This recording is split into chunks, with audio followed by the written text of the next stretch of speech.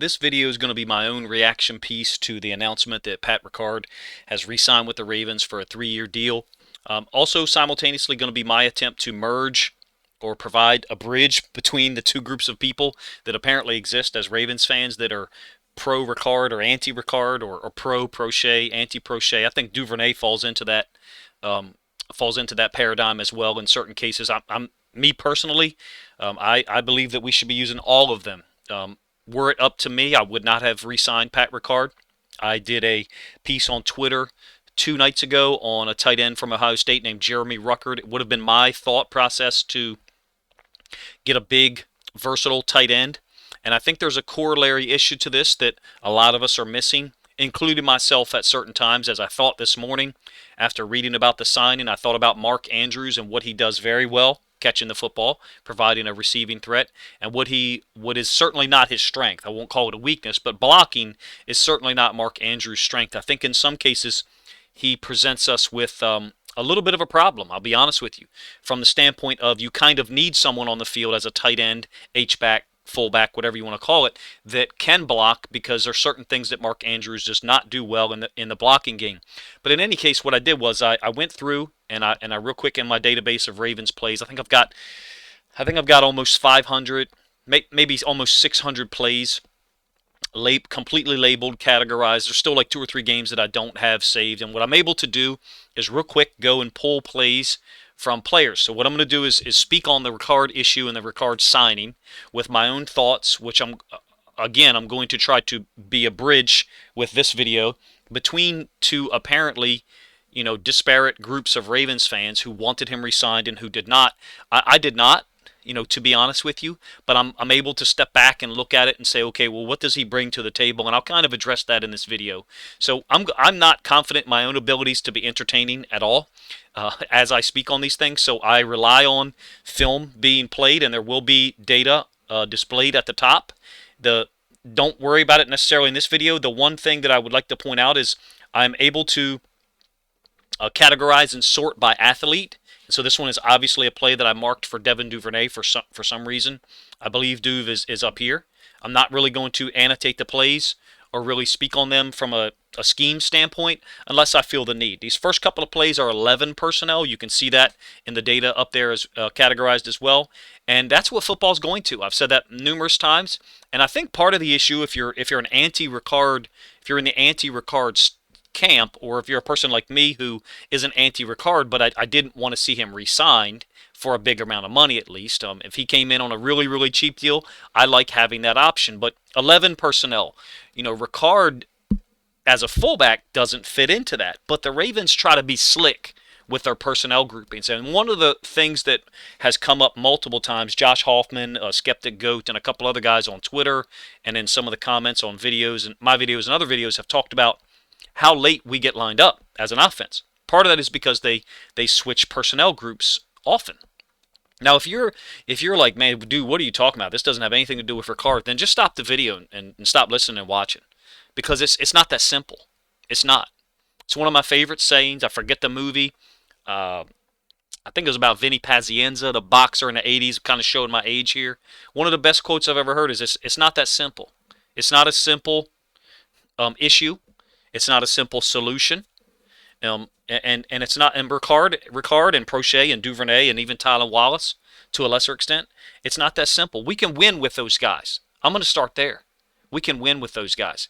And it's not that simple in terms of how Ricard is deployed. He has been used, like on this play here, he's lining up as a slot tight end. Now, do I think that he gives us tremendous value as a slot tight end? No, I don't. That's one of the reasons why I advocated for a guy like Jeremy Ricard from Ohio State, or other people. There's Jelani Woods.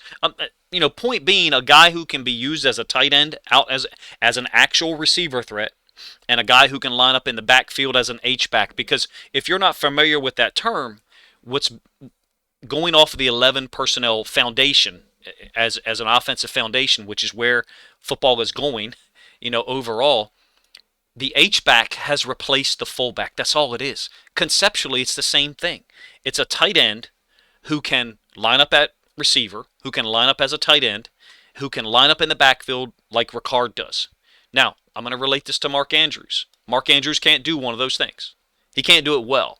He can't line up in the backfield and do a great job on our read plays, kick out plays. He does not do a great job of that. Am I saying that the real problem is Mark Andrews? Certainly not. No. But the specific skill set that Mark Andrews has and the specific way that he can impact the game is related to Ricard. It is. Would I advocate for the signing of Ricard? No, I would not have. Me personally, as I said earlier, and as I said in multiple videos, I would not have. But again, it's not that simple. I'm going to apply the same thing to me. Ricard's not on the field on this play, and we are running the football. There's times where we run the football well without him. I do think that in an 11 personnel offense, if you're going to run the ball well, you better have one of two things. You better damn sight have a really good running back, or two of them, like we will next year, this season. I guess it's this season now, right? Or you better be able to run the ball with the quarterback. And the Ravens can do that, but I have advocated in multiple videos that Lamar should not be used running the football early in the game. It should be a situation where we see the coverage that people are playing, or we see the way they're lining up defensively, or we see something we can take advantage of, and we hit them at the right time with it. And maybe that's a level of coaching and observation and preparation that our guys don't have. I think one of the things, and I know I'm branching off on a lot of different topics here, so if it's too wayward for you, my apologies, but I do think it's not that simple. This issue is not just as simple as, oh, Pat Ricard is this, James Prochet is that, and Devin Duvernay is, a little bit of this and a little bit of that, whatever. It's not that simple. Those guys are all capable of impacting the offense in a couple of different ways. Do I think that Ricard is a great fullback? No, I don't. Do I think he's a really good blocker? Absolutely. Of course he is. Has he helped the Ravens offense? Definitely. We saw the worst version of the Ravens offense this year after the Vikings game. Agree? I mean, we can agree on that. We can use that hopefully as a launching pad for me to try to merge you guys together that have, such disparate opinions. Ricard has impacted the Ravens, but he's had a lot of opportunities too. Let's not forget that. Prochet's had limited opportunities. Tylan Wallace was implemented a little more later in the year, but again, limited opportunities for him. Ricard's been given a ton of opportunities. Now that he's signed and he's with us, we just got to move on if we didn't want him. Sorry, I got a squeaky chair. I think his opportunities should be a little bit more limited, for real. I think his opportunities should be strategic. One of the things that the Ravens do strategically, I'm going to stop it here in a moment. I think I've got the right play coming up, is they use what's called 20 personnel. I think I've got one coming up soon. If I don't, then I'll stop it and I'll explain it. 11 personnel is one running back and one tight end. Okay? So you see here, we got Le'Veon Bell on the field, and we've got Andrews at tight end. 20 personnel, let's basically act like we took Andrews off and we put Ricard on.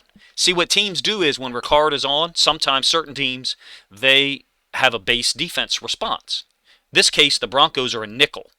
All right? If you are unfamiliar with that, you got a DB, a safety, and a DB. So you got 5 DBs on the field. That's nickel defense. Ricard's off the field. So because we're in 11 personnel, straight 11 personnel. One of the things that we can do with Ricard, use him as a tight end, get teams to respond with their nickel, so one less big body in the front, and then run the football. Yeah, that's a strategic element that the Ravens have in their pocket, and they have used before. Do I think they used it great this past season? No, I don't. Is part of that the coach's fault? Yeah. Is part of that should be given credit for the other teams for responding appropriately? Yeah, absolutely. Absolutely. They deserve credit sometimes. The defense just does their job, right? But Ricard does give us that option.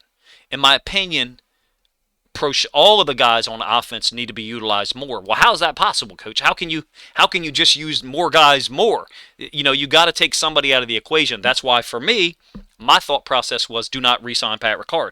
But now that they have done so, let me try to again be conciliatory and get things merged somewhat. Well, I would offer to you that the defense is not going to be on the field as much next year. If we do it right. If we do it right with our defense, we're not going to be on the field as much next year. We're not going to have as many long drives that people make on us, preventing us from having our offense on the field more. Now, I know you're probably going to be like, well, hold on a second, man. Our time of possession was great. Yes, it was, but I think that was an imbalanced situation. We had certain games where we really dominated the time of possession, but didn't really do a whole hell of a lot with it. Let me get back to my main point. We can utilize all of these guys. It's got to be strategic. That player you see right there, which you'll get the end zone angle, Ricard and Prochet are on the field at the same time. Of course, it's the Denver game, so Bateman's not there. All right, Watkins is there. We know that because he tore up Patrick Surtain, the rookie corner. But Prochet and Ricard can be on the field at the same time.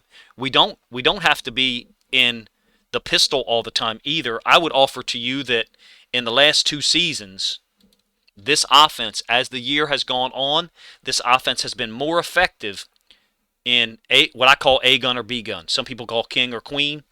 Some people call sidecar. I forget who it was. It's kind of a cool name. I've never heard of it, but it's cool. When the running back is next to the quarterback, I would say that as the year has gone on in the last 2 seasons, hell, maybe the last 3, the offense has been better out of A gun B gun than the pistol. Now, of course, this past season, 2021, the offense wasn't no good near the end of the year. Pretty much no matter what we were in, unless it was a late game situation where we kind of got soft coverages and Huntley or Josh Johnson could just pick people apart. My point overall is don't react too quickly to the signing of Ricard unless we know the salary structure. My suspicion is that it's a 3-year deal. I omitted, by the way, in that picture from earlier, this is a play that I have designated as Tyson Williams on the field. That's why you see the 34 there, and obviously he's on the field here. But anyway, I digress. They're going to be able to be more versatile, if you ask me. And with the 2 running backs that we have, it makes sense to have a good blocking fullback. I do kind of question how often he's used and when he's used. As I said earlier, I think his opportunities should be a little bit more limited, a little bit more strategic. And for our offensive staff, Greg Roman specifically, to make the claim that we don't know how teams are going to respond to us, I get what he's saying. What he's saying is we don't know if teams are going to get in their base defense against 21 personnel or if they're going to be they're going to be in their nickel versus 11 personnel, period. When they're in 11 personnel with Andrews on the field, teams are going to be in their nickel defense. I understand early in the game us struggling to a certain extent because we get in this personnel grouping and we're probing, we're gauging what the defense is lined up in. We're trying to determine what they're doing. Okay, I understand, Greg, but that was weak, and I think most of the Ravens fan base picked up on it, rightfully so. And you're not wrong if you're passionate about Ricard one way or the other, or passionate about Prochet one way or the other. As I've gotten older, I believe less and less in right and wrong type thinking. There's gradients to this, and you can use people in strategic ways. Do I think that Ricard should be out here a whole hell of a lot in the slot? No. But some of you guys make it sound like he lined up there like 30% of the time, and that's not true. Some of you guys are using one play to try to extrapolate that and make a larger point, and it's really BS, to be honest with you. Most of the time when he was in 20 personnel, which is a very interesting personnel group, he's either used here in the backfield with a tailback, like in this case Latavius Murray, or they put him like in the slot here and then motion him across.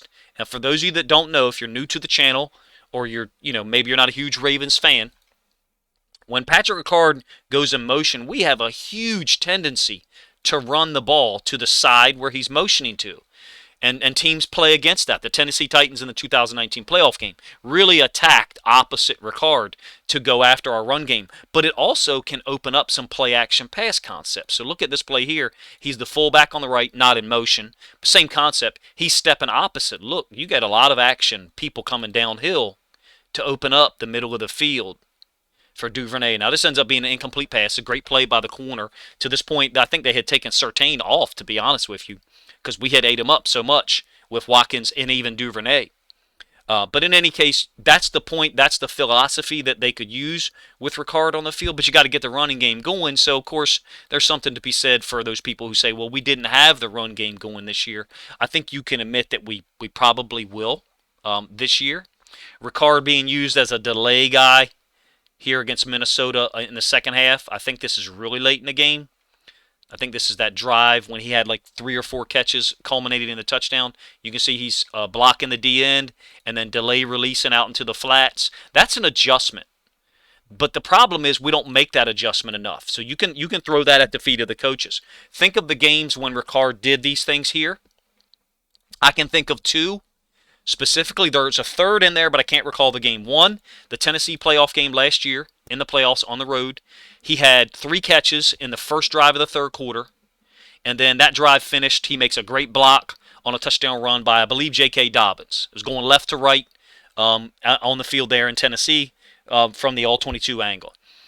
Had 3 catches on that drive. This one also third quarter. What I mean when I say an adjustment, it's something that we've lined up in certain formations as the game has gone on. We've seen how the coverages are sifting themselves out by the defense, and so then we recognize, oh, we can attack them in the flats, with this delayed stuff here with Ricard. Pat Ricard's not beating anybody out into the flats or on any route by himself. He just doesn't have that capability.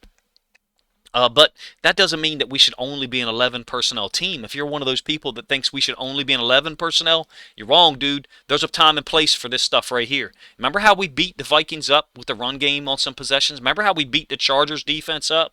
That's going to be a different animal this year, obviously. Remember how we beat the Chiefs?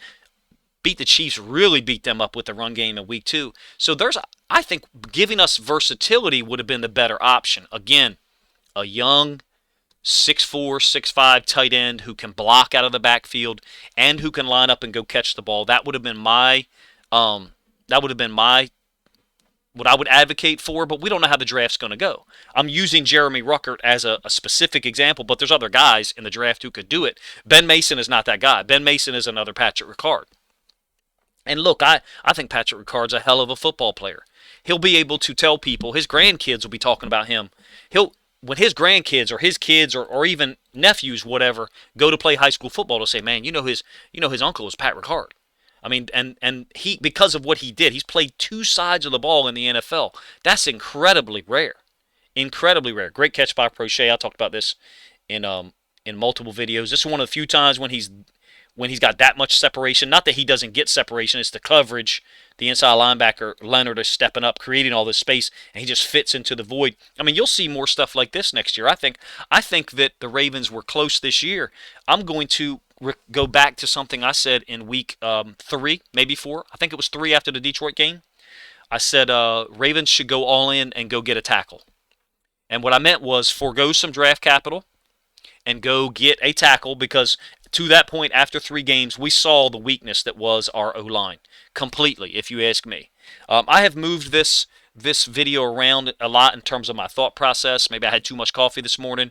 Maybe I'm hoping that Ravens fans kind of come together on this. Look, I would suspect that because they made it a 3-year deal, they probably did that just to stretch out the cap hit. I don't know. Maybe it's been announced already, and if it has, then I'm just late to the game. I was trying to get this video out this afternoon so I could at least react to it, offer my thoughts. I think the defense will be better next year. There shouldn't be any question about that, even though we did have 4 or 5 games this year where the defense was lights out. Chargers game, Bears game. The defense obviously had some games where they really, really struggled too and had no chance to stop people. Part of that was later on in the year. Point being, we're going to have better personnel on the field on defense.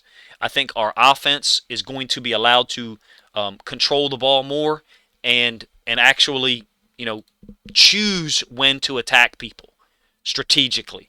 Could we implement Ricard in a system that does that in a highly effective, highly efficient way? Yes, we could. Is there evidence that we did not do that this year, starting at midseason? Absolutely. I think it was Coach Sip Tally. I'll be honest with you, I didn't watch the video, but I remember he did a really nice video, or at least from what people told me, he did a really nice video on the diminishing returns that we were getting with Ricard on the field. And I don't doubt that at all. I think he had some data with that. Maybe if I can find it, I'll put a link in the description here, because I thought that it was at least from what I remember seeing a screenshot that he had done that was basically showing the diminishing yards per play with Ricard on the field. There can be things that we can do to combat some of the stuff. Like I said, Ricard normally lines up on the right, and normally we running the ball behind him to the left. We are still running an option play, but in this case, this is one of my favorite plays that we don't run enough, is counter option with the fullback going opposite the two pulling guards. So you got Zeitler pulling and Macari, who's at right tackle, pulling. I do have some video of Macari at center, by the way, in the NFL, so I want to get a video out on that one as soon as I can. But I love this play. I feel like this should be an auto keep for real, because we read in this D end. If he goes, then Lamar should keep it. In this case, he kind of sits, so Lamar gives it. It's not a real big gain. Is it 3 or 4? Oh, no, I got the data up here. It's a 4-yard gain. I think that the counter option should be an auto keep for Lamar if we got a good blocker like Ricard there. To me, again, going back to the draft, you don't know who's going to be available. I get it.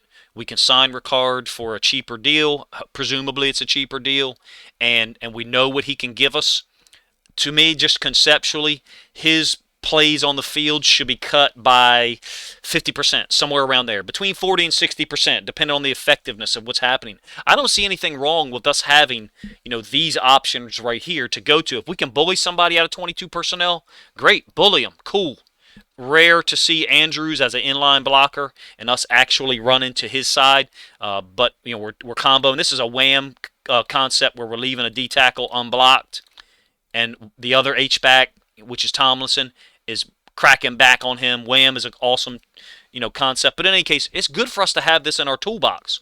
22 personnel, 21 personnel. It's good to have that in our toolbox. I don't think it should be our base. I hope we're simultaneous to Ricard being used less. I would think would be us being in the pistol less. I think there's data to show that we've been more effective out of the typical shotgun, like you see right here, where the running back is to Lamar's right. This is bunch right A. In my database, I have this as almost 100% pass. It's like maybe 88% pass. You guys know I'm big on formations. You should be big on personnel too. If you're serious about studying the game and you have a real serious opinion on Ricard or Duvernay or Prochet, then you better damn sight be serious about formations and personnel too, because otherwise you're just making a blanket statement and not leaving any room to actually converse about what the film shows. So I would offer to you that you should think about, studying formations and personnel. And for those people that criticize the use of Ricard, they actually are supported by the data. In a lot of ways, they are. Not saying you're wrong at all, but you should also back it up, with some data or with how the formations and personnel impact things. I think we should have all these personnel groupings. Use all of them. I'm not a huge fan of this stuff right here, jokers, where Ricard is in the backfield next to Lamar and there's a tailback on the other side, because everybody and their mother knows we're not running the ball over here with Patrick Ricard. If we do run the ball over here, it's going to be an option where the back crosses Lamar's face and then Lamar keeps it running behind Ricard. And that we're very predictable when we have Ricard offset to one side and a tailback, in this case, I think Freeman, offset to the other one. We're trying to go against that tendency here with this reverse, but it was, not successful at all. Look, you guys, let me know what you think of some of my thoughts. I know I moved around a whole lot with this video in terms of my comments. I really just went off the cuff here talking about, I don't think it's a horrible signing. I don't think it's a great one. Me personally, I'd like to see us, it'd be fantastic if the Zadarius Smith situation figured itself out, but it sounds like he's going to the Cowboys, or at least seriously considering it. I would like to see a real impact player rather than Ricard, but I know that you can't get a real impact player at that price. I understand that. I don't know the Hunter situation, the outside linebacker DN from Minnesota. I know that, I forget the guy's name on Twitter. He's been talking about it for a while, how there's a clause in his contract where if you trade for him, you are only responsible for like $1.4 million in year one as the team that received him in the trade. I'm not sure how accurate that is, but it sounded pretty accurate the way he portrayed it. My point is, there's some people out there that are impact players that may or may not be available depending on the salary cap, considerations. And maybe it would have been a better use to get a real impact player than get Ricard. So from that standpoint, if you're like anti-Ricard, hey man, I would stand with you on that from that standpoint, that we need more impact guys. We need more, B+ type players. And at this point, you know, standing next to me in the real world, Patrick Ricard is a A-plus football player, no doubt, no doubt. But in the NFL, you know, with a field full of freaks, which they all are, Patrick Ricard is a C-plus, B-minus player. Maybe a B player in certain situations. 2019, he was huge for us. Look, I have thoughts that are hopefully my thoughts are provide some depth. There's going to be a wide breadth of opinions on Ricard. Generally, two camps separated by a lot of distance. What I'm trying to do is offer to you guys that we can merge closer together and not be so. It seemed like people on Twitter were real reactionary, and I get it because we want to see the Ravens sign, some bigger name players, some impact players, and that hasn't happened. The tone and the feeling about our offseason totally changed when Zadarius Smith backed out, and I understand that. I really do get it. Anyway, let me know what you guys think of my thoughts, and what you think of the Ricard signing. I guess you don't have to cater your comments towards me. Not trying to be self-centered, but we're back to the first play here. It's looping around. I wanted this video to be done.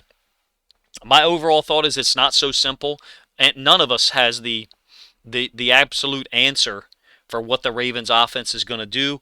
Hopefully they are going to be a little bit more versatile than just having Ricard on the field a ton. I should have gone for this video and I should have looked at how often he was on the field, but we clearly knew that Prochet wasn't on the field enough. Tylan Wallace, another guy that we'd like to see an opportunity given to. If we're going to roll with these young receivers, I think we should roll with them. I do. I think we should roll with them. Give them opportunities. Now, does that mean I think we should be only 11 personnel? Hell no. Nope. That's not who we are. There comes a time and place when you want to bully people.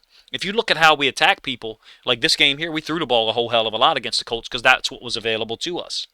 If you look at the Chargers game, the Chiefs game, the Vikings game late, we ran the ball right at them because it was successful. We wore them down. I think Ricard offers us that option.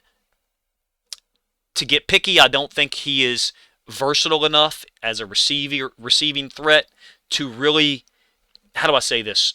It takes us too damn long to find out what's available because Ricard is so limited, I guess, in terms of how he can impact the pass game. It takes us too long to get to these situations where we find him out in the flats late. Someone with more positional versatility, Jeremy Ruckert, you guys in the comment section tell me some other guys. Those guys, we would find those openings. We would find that fault in the defensive scheme quicker. We'd find it earlier if we had someone with some more positional versatility. I'm trying to go real in detail here, and maybe some of my points didn't hit. But you guys let me know what you think of the concept of, it's not an extremely simple thing, and it's not something that means we can't be effective on offense. Like, don't come on here with that. If you think the next year's offense is going to be like this year's offense, you really need to sit down and think about how you comment on videos, because we're going to have two great running backs back. We're going to have a pretty damn good fullback back. Hopefully we're going to utilize Duvernay and Prochet more and more strategically. And then we should have a better offensive line.